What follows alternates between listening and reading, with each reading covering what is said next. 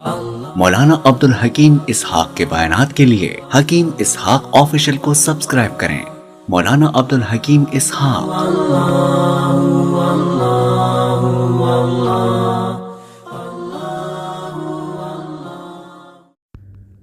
بسم اللہ الرحمن الرحیم نحمده ونصلی ونسلم علی رسول الکریم اما بعد فاعوذ باللہ من الشیطان الرجیم بسم اللہ الرحمن الرحیم۔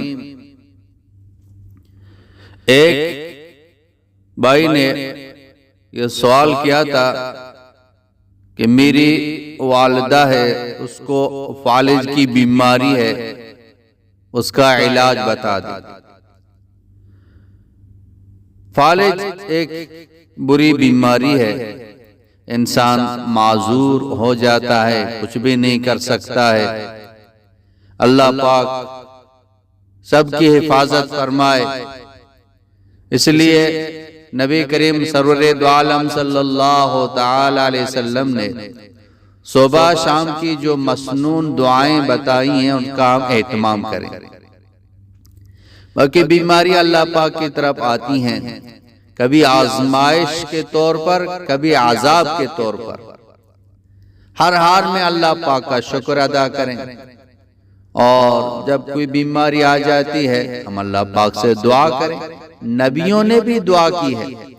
حضرت ایوب علیہ السلام بیمار رہے تو دعا کی، رب انی مسنی الضر وانت ارحم الراحمین۔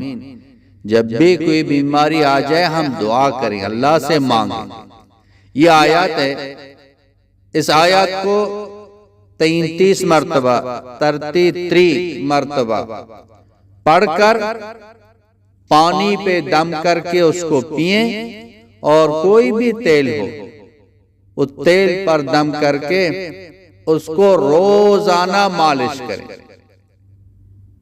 یہ عمل 21 دن تک جاری رکھیں۔